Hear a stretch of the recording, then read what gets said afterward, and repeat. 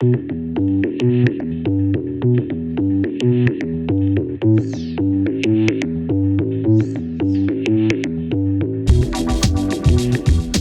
everybody, welcome to another episode of Lost Like Mike. I'm your host, Mike Gonzalez. Thanks for hanging out. Thanks for coming by. Thanks for sending messages to my email at lostlikemike@gmail.com. I'm pretty tired this week, coming off of a vacation, so I'm tired in a way that people are tired after coming back from a bit of a holiday. I'm going to try to unpack it slow. I want to talk about this pretty much the crux of this episode will be about my time off, out of town, away from work and things. So a lot went on, of course, and a lot of subjects to touch on, but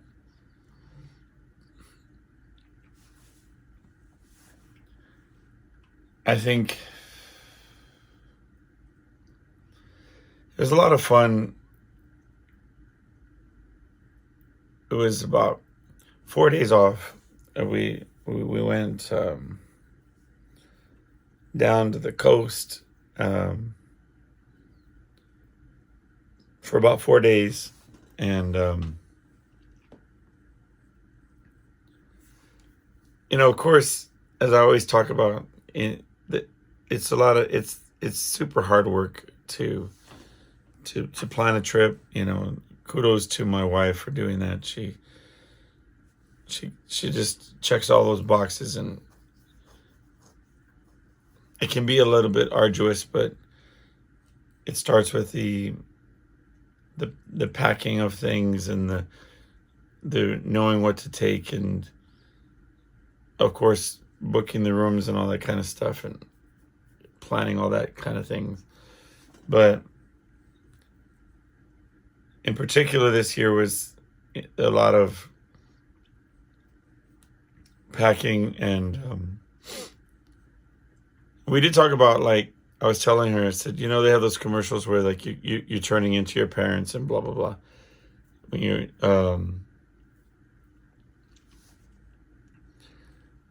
we got back from our vacation, and she's like, I'm about to post 70 pictures online of our trip. And I was like, nobody wants to see 70 pictures of our trip. Like, who wants to see 70 pictures of somebody else's vacation? And to her credit, what her point was is that it's a way to keep a document, to document the trip, so that when it comes up on Facebook memories, or I guess that's what, then she'll have it accessible in the future. So it's less about other people and more just about her keeping record.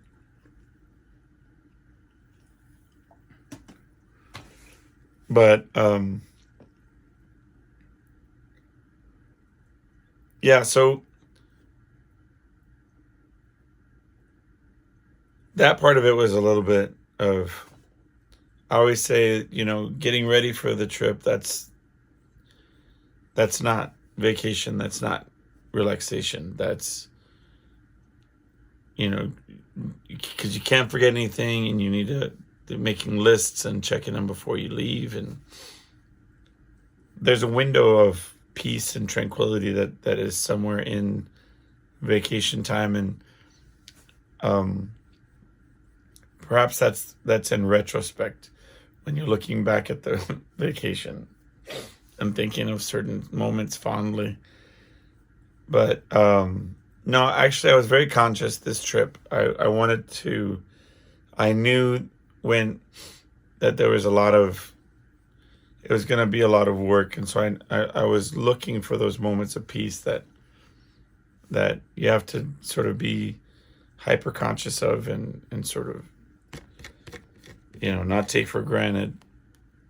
The thing is, going to the beach, being there next to the ocean, one of my things is, I have this thing when I'm, it's like looking up at the stars. I've talked a little bit about this on the podcast before, but there's certain circumstances in nature, like where you feel how small you are in reference to the vastness of reality, right? Whether you're out on some large field looking up at millions and millions of stars blanketed across the sky, and you just sort of realize the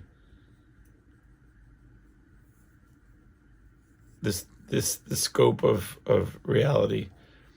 And for me, that's just as potent when standing on miles of beach, um, looking out into just a horizon of water, and so there's a bit of, feeling like you're floating in space, or like you're not tethered to anything, that. So one thing that happens to me quite often when I'm in those situations is I try to find some anchor to, and typically that's found in a way of like organization, or like of some sort of distraction, right?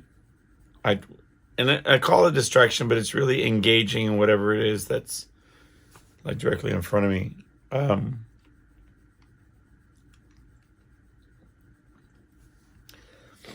And I don't know if that's typical. Most people should just be like, wow, pretty water. Let's have a beer or whatever it is. But that's not really my style, I guess.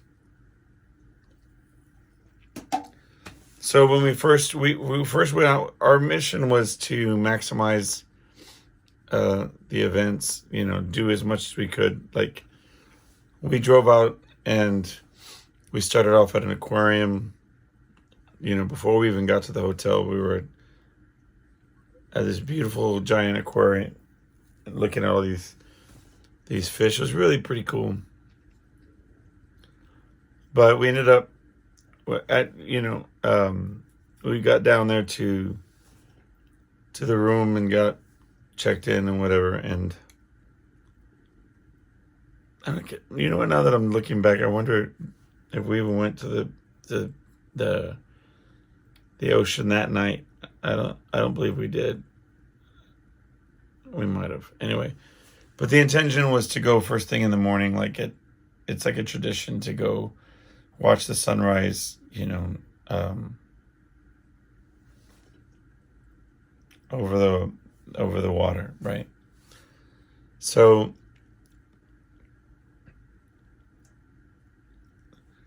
I woke up a little bit. I couldn't. I slept.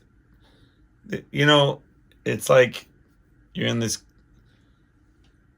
foreign room and this different bed, and the pillows were like. I find that whenever they're fancy, I can't get comfortable. Like, if you see my pillows, they're beat to crap. They're just like, it's just pretty much just a pillowcase over like 2 feathers, and that's my pillow. I don't like them too fluffy or whatever. But anyway, point is, I had a real hard time falling asleep, and once I woke up, I was like, I'm done. I'm up. So I was ready to go see the sunrise, and we all walked down. We follow this path from where the room we're staying in down to the beach. And there had been some recent storms, so the first thing I noticed was that there was campers and different things, people sleeping on the beach, right? And the next, I noticed that I'm seeing like a considerable amount of garbage, right? Like, the storm had receded. We had beautiful weather all the day before that when we arrived, and then that morning, it really felt like it was like the aftermath. And they had these boxes where they had these recyclable, like, trash bags, right? Encouraging people to take these bags to their campsites and maintain their, their areas, like, keep clean and not leave their trash out. And I couldn't. I was walking on the beach, and I couldn't. I was looking for shells, obviously, and enjoying the view. But as I'm looking for shells, I'm like, all these plastic bottles and bags and just refuse, just trash everywhere. And so I walked about maybe a mile and a half, 2 miles. I just grabbed one of the bags and I started picking up trash. And I mean, at first I kept saying, like, man, these people are filthy, right? Like, these campers. But what I realized pretty quickly is that it was not. It was like the ocean was vomiting up its trash with the tide. It was like, and I quickly realized that it was like humanity was as a whole is just trash. Like, it wasn't just these people that are, that spend the day at the beach and leave a cigarette butt or, like, a couple bottles of water. I mean, there was just like parts of plastic bags,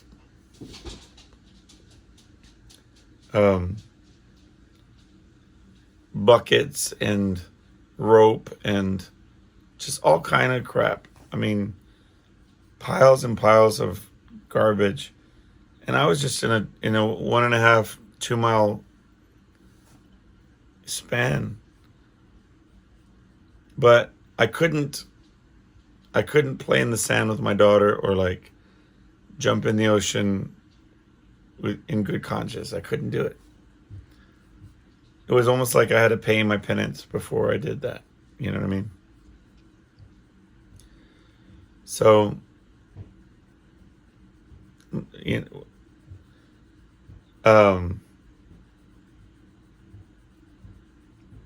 so it became the thing that I did every day. I would watch the sunrise. I would grab one of these bags. By the third day, we was Monday, Tuesday, Wednesday. By Wednesday, they brought back so on Tuesday, Wednesday, and Thursday morning, I just picked up trash. And by Wednesday, they reinstalled the giant trash cans every, like, 50 yards or 100 yards, however. It was not like the first 2 days. Like, the first day was just, I had to drop way down at the end, as much trash as I could carry. I made like 3 trips. It was, but,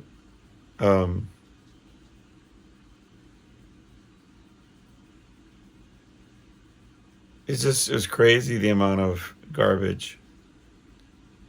We were very lucky, though. The first day, it was overcast and the sun was mostly behind clouds, and occasionally it would pop out. Very fortunate. I mean, just beautiful weather. Jeez. And clear water and no jellyfish or anything. On the last day when we were about to leave, they had like a low tide, and then there was like a lot of jellyfish. But we we're not greedy people. We just had to like, enjoy what we had, which was enough. Yeah, some of the locals that were walking the beach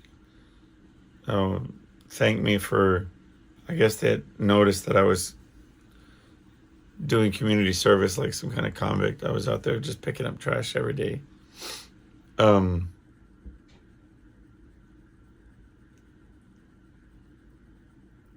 But speaking of convicts and picking up trash, I thought to myself, I pretty much handled about a mile of the beach, just picking up garbage. If it was an organized effort, if I was a prisoner, right? I mean, I guess it would depend on what kind of crime I committed, but if I was if I was doing community service, I think they should do that. I'm sure they do. If they don't, they should. But I would absolutely, Shawshank Redemption, just enjoy doing the work of cleaning the beach. I would, you're getting fresh air, you're under the sun, like you can look at the ocean. I think it's what they should do is, every morning, that should be how they wake up. Just bus everybody out and drop, under supervision. I don't know. Maybe I'm just being silly, but so many people I would see as I'm walking, I'm looking up ahead, people just, doing their shirtless jog or whatever they're doing, and oblivious to just how trashed it was.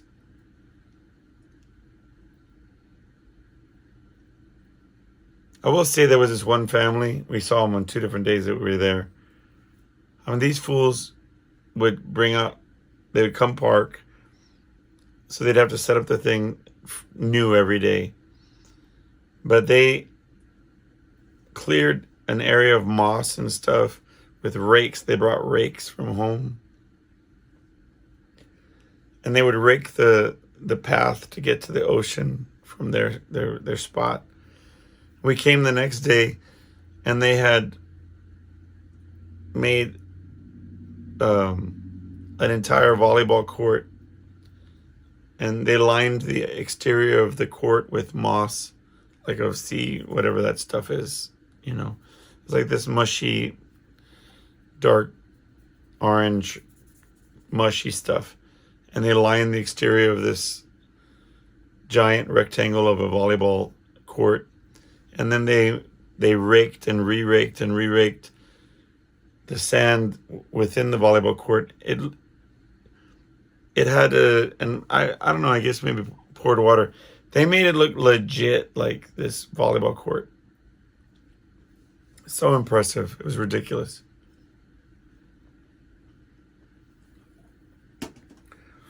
I'm like, they buried me and made me look like a mermaid. That was like the extent of my sand work that we did. These people were making like an outdoor garden. It was sick. Incredible work.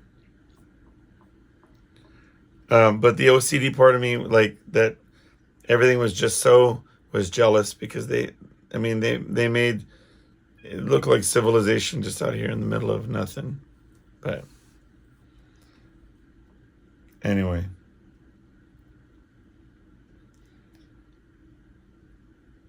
it got to the point where my daughter was like already like you're like, we didn't come all the way out here just so you could clean the beach all day, you know what I mean? But we had a good time. I mean, once we did all that, we spent hours just playing in the water and making sand stuff, and it was fun. You know, can't be greedy. You know, we gotta, and I could hear that, you know, that Midnight Oil song playing in my head. You know, with burning, the beds are burning song, whatever. I don't understand. I could not imagine being on that beach and not feeling a little obligation to leave it better than when I got there. I just didn't, you know. Anyway, enough about that. I went fishing, and I thought I'd learned from my previous experiences. I'm this close. I'm borderline. I'm so close to just saying I'm not a fisherman. I don't want to fish. I don't want anything to do with fish. I don't want to. I mean, but like I went out to this pier, and in like in the most gross example of like false advertising, they had this one sign, right, and it said it's $3 to come into the pier, and then it's $4 to carry a fishing pole, and then it had a couple other prices listed on this big board. So Julie was like, you know, why don't you just go out to this pier, pay the money, and get you a pole for $4 and buy some bait there, you know, maybe spend $15, $20, and just so you don't have to carry all your crap, you know, just go out there and do this, right? So I go, and the guy says, okay, it'll be a $25 deposit, and then it's going to be $25 for the fishing pole. And I stopped him. I said, wait. It says right here $4 for fishing pole. What are you doing here? And he says, no, if you want to bring your fishing pole, I'm going to charge you $4. I'm like, dude, okay. He's like, if you want to borrow my fishing pole, it's $25 plus a $25. And then even in that moment, I'm like, let's play along for a minute. Okay, well, if I get my fishing pole from the car, do you have like some bait that we can purchase? And he says, yeah, if you want to, it's $25 for the pole. And if you want to get hooks or weights, or it's all going to cost, everything costs extra. And it just, I said, this is really laughable. I mean, it's all one big joke, you know what I mean? And the funny thing is that I had been to this place before, and I couldn't remember what it was that made me get in the car and just drive away. So I guess sometimes you have to do the stupid thing twice so that you can learn your lesson, which is what ended up happening. I had to go through the entire process, and so I went to this where I went the previous year and bought some bait, and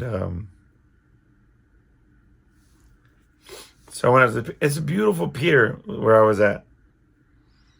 I mean, you could see dolphins like pretty close to you, just all hanging out.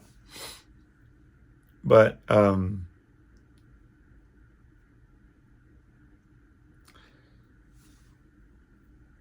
wore a long sleeve shirt, and I tied a bandana around my neck because the sun was coming from behind. And I wore this hat, you know, one of those sun hats.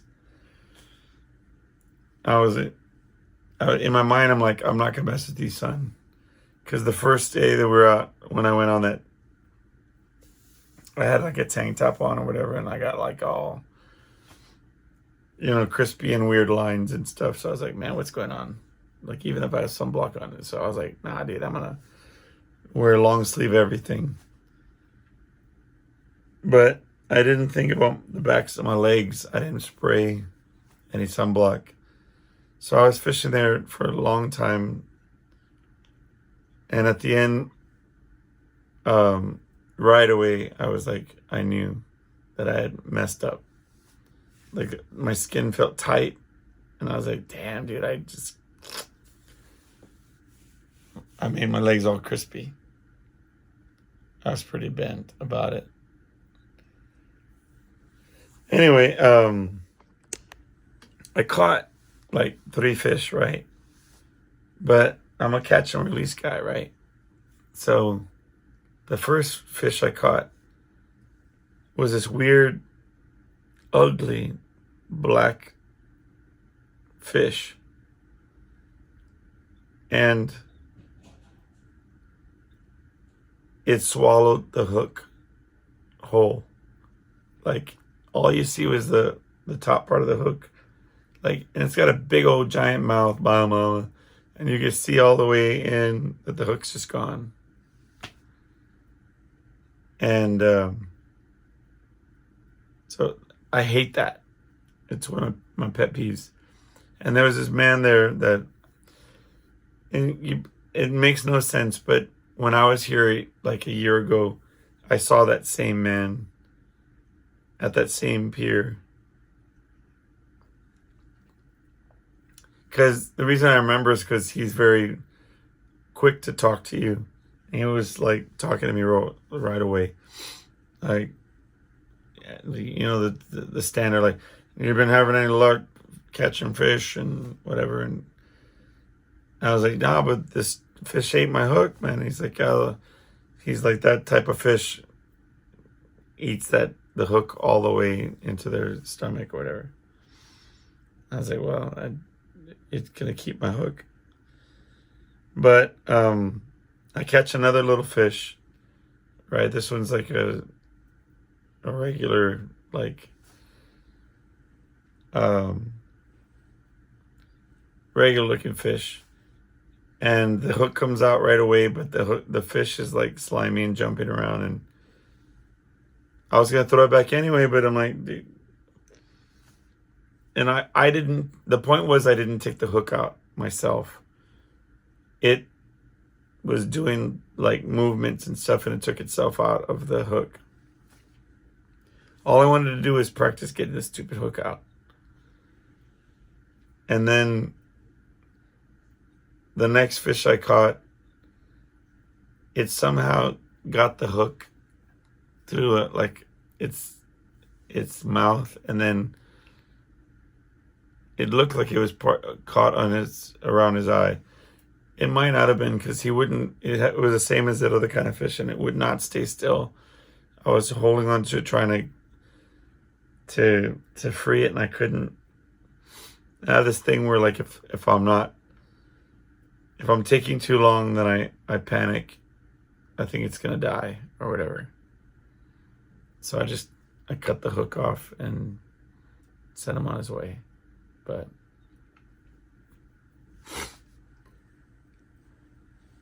I have more fun just pretending I just should pretend to fish, you know. I like when they pull on the thing and then you reel it in, and then the bait's gone. It's like, oh well, didn't catch him, damn. You know, in my mind, I'm like, I'm feeding the fish.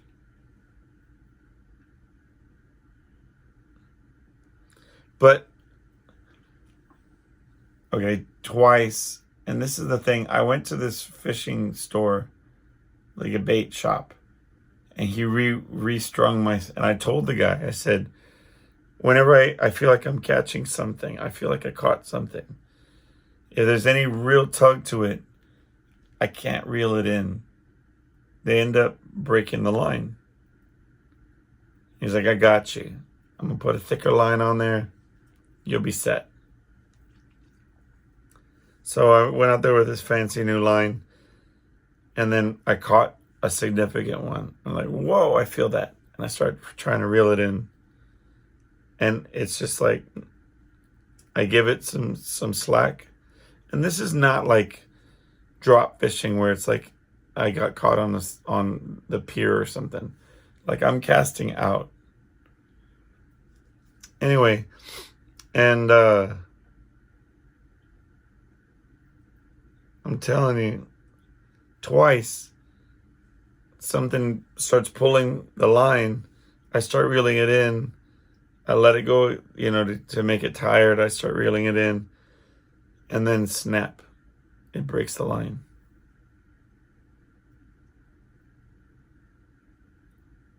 So, I don't know. I'm just not a fisherman. I like the tranquility. I like the peace. I like standing there with no obligation other than to just stand there. And there's like several parts of fishing that's like an exercise in patience. Like the guy had restrung my thing, and I started to put the string through the fishing line through the pole, and somehow I hit the wrong button and it gets tangled. And so there I am, just trying to keep myself zen, and or like when the fish gets caught, or when you break a line, we have to restring it. There's all these instances where you have to keep yourself centered.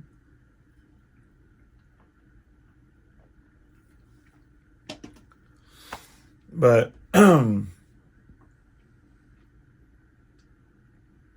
here's what messed me up. On the first day we went to the aquarium, I have this whole I can function, and I can get into an elevator. And we got into this elevator at the aquarium, and the timing on the elevator was just off. The doors took too long to close. And then it seemed like the doors, they're closing, they close, and then they settle. And then it takes a few seconds. And then you feel the elevator move to the next level. And then it settles. And I'm like, Jesus, open already, jeez. And what feels like after 10 days, it finally opens. Even my daughter was kind of like, what's up with this elevator? And I'm like, sure, don't say nothing, because you're going to get in my head and I'm going to feel like I'm dying on this elevator. But anyway, so it messed me up. We got to where we were going to go, and I'm like, I don't even want to ride the elevator anymore. And then when we got to the hotel, I was like, I'm not. I rode the elevator once, just for fun. And then I figured out all the stairs. That's what I'm saying, man. Between walking miles and miles on the beaches, cleaning and just recreational walking, and swimming in the pools, and swimming, in the ocean, because we were swimming in the pool as well.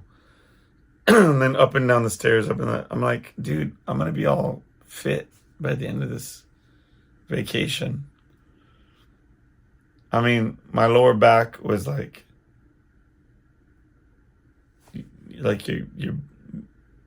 you're working hard, man. What's going on? Like, is this a new job? Should we get used to this?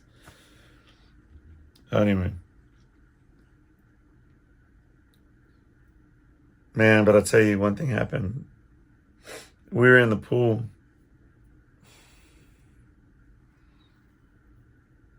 and I'm trying to be cool. You have to understand. I know that I'm a helicopter parent. I know that I'm overprotective. I know that it's hard work to relax around me. I'm the one looking and saying, stay close, baby. Or, don't go too close to the edge of that, the rock wall or whatever that's overlooking the water. So we were in the pool, and I was really trying to be somewhat chill. You know what I mean? Like somewhat relaxed. And she's on this boogie board, and I'm like, I'll pull you around and stuff like that. And she's splashing, and I said, I want to splash y'all back. It's just totally out of character for me, right, in the first place. But I'm really trying. All right, I'm giving a concerted effort to help her have a good time, right? And so, in my mind, I'm like, what is something that I remember? She loves the water. I said, what is something I remember as a child that I would watch other dads do? And so, before I really think it through, I grab her. I say, I know what to do. Here, baby. And I throw her in the air. And it's like, as I'm doing it, as she's lifting up out of the water, and I see Julie's fear in her eyes and the baby's face, you know what I mean? As she's coming down, I'm saying, this was a mistake. And she dunks in the water, and I'm telling you, I've been haunted by this ever since. Just the stupidity of it. Like, it's not my style. It's not what I would normally do. And if you ever, like, you know how there's like musical worms that get into your head? Like this morning, it was Randy Travis.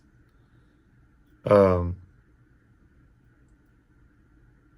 not even gonna try to think of the song. I just remember it was Randy Travis, but it was playing on a loop, just the one line over and over and over and over and over and over. Sometimes you do something stupid, and that dumb thing keeps replaying over and over in your mind, and that's this one. Which, by the way, and look, I apologized to her. She's like, you know what? If I would have known it was coming, it would have been different. And I think she landed on her toe weird. So she was kind of pissed about that. I get it. But, like, she can't beat me up any more than I really want to beat myself up about it. I mean, honestly, it was just ridiculous. But I even, like, tonight I was putting her to bed, and I said, good night, honey, and I'm sorry. And hey, remember when I threw you up in the air? I'm sorry I did that to you. Daddy's not that guy. And you know what I mean? Ugh, I couldn't stand it. I can't stand it. I'm going to be living that one down for a very long time. And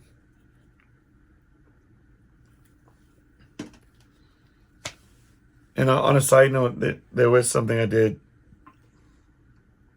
They filmed me trying to jump on a boogie board. And it ended up being so stupid funny. Like, I watched it, and I was like, because I failed. I was trying to show my daughter how to ride the boogie board, like to catch the wave, I've seen it a million times. I thought, how hard could it be? It was like, it's like one of those beer commercials where they're like, I got this. Let me see it. I'll show you how to do it. And my wife's like, I got to get this on film. So I'm like, my daughter's like, you ready? And she tells me, go. And the board flew up in the air, and I fall in the water. Not a big deal. It's very small in a event, but I posted on Facebook because it was like self-deprecating humor. I thought it was funny, and no matter how many times I watch it, I still laugh. And I'll try to figure out how to post it on here as well. If you made it this far into the podcast, you deserve to see me humiliate myself. But the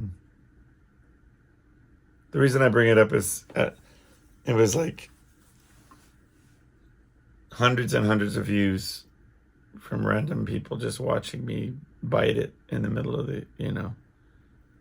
of these waves like an idiot. But there was one guy who was like, like, because I captioned it like, if you're having a bad day. And I guess this dude was having a really bad day because he was like, dude, I thank you for, that was a nice, reprieve in the middle of all he's going through. So, cool. I guess that's worth a little humiliation, Anyway. But, man, last night I was driving to a show. Anyway, I'm doing all this vacation, right? And you feel as rested as you're going to feel. But I'm driving about 3 hours. I'm a passenger, but because my wife doesn't like my driving, whatever. She didn't like to be a passenger. So we drove like 3+ hours to get home. And there was like this ferry we had to get on, and she was getting really frustrated. And it's real easy for you as a passenger to be like, just go with it, relax, and just be here, But when you're in the driving seat, I guess the universe wanted to teach me that. So we were about 3+ hours out of town. We come back. As soon as we come back, I have to drive 30, 40 minutes to go pick up my dog. So it's another hour and a half, hour 15, right? Added on to being in the car for all that time. I get my dog, I bring it back, and then I got to get ready for a show because I'm performing yesterday night. And then I get on the highway and there's construction. But like ridiculous construction. So it's like a four or 5 lane highway, right? And they're angling everybody down to 1 lane. And I think something happened. I'm already frustrated. I've been on the road for maybe 45 minutes trying to get through this traffic. And all of a sudden, when it goes down to 1 lane, it turns into a parking lot. And we're parked. I'm behind an 18-wheeler. We don't move an inch for over an hour. This is not an exaggeration. What normally takes me 45 minutes, 30 to 45 minutes to total trip, took about 3 hours. Like, I leave an hour before my show, and I'm able to get there in about 30 to 45, park the car, get there, set up, and I start in about 15 minutes after that. But I missed the first 2 sets of my show. Like, I was supposed to get there at 9. I didn't get there till 11. So I was in the car for like 3 hours after everything all day. And here's the thing. When they went down to 1 lane, we're on a highway, okay? But back, behind me, there was there's a section where there was I guess where the construction was coming in or something, where there was just a missing part of the side of the wall of the highway. And slowly cars behind me were driving off of that missing part of the wall and driving on dirt to get to a feeder road, like to get to another road. And then people behind me were reversing and going through this hole in the side of the wall of the highway. And I had never seen this, but the guy behind me on the highway was like a movie. He parked his car and got off and was standing there in the middle of the highway trying to figure out what was going on. Because we had all been sitting there for an hour, not moving an inch, just sitting there, not knowing what the hell's going on. But I'm here to tell you, I ended up reversing as much as I could because the dude right behind me was like not in his car, was standing in the middle of the highway. And on this highway, I had to fully turn around and do like this kind of circle kind of thing and get off the highway myself through this dirt road, and which put me on this other road, and I could I could see that there was nobody moving for like what would look like a mile, 2 miles of just 18-wheelers and cars just parked on the highway from the vantage point that I was at on this feeder road or whatever. But had I not just left, I would have been there even longer, if you can imagine. But it was one of those things where I felt like the universe was teaching me, that being in that driver's seat and going out of your mind trying to figure out why, you're not moving, so I could empathize and understand what my wife was going through. Anyway, I mean, just the rage, man. It's just ridiculous because nothing less than cost me money because I missed 2 hours of my show. Not to mention, I mean, that's not a good look to be super late to my show, right? Anyway, I'm glad to be back. I went to work today, and I'm so anxious for this weekend to just chill and have my real vacation, which is happening in little moments, like sitting on a chair under an umbrella for a little bit. It was okay. It felt like peace. So talk to you next week, okay? I'll see you then. Take care.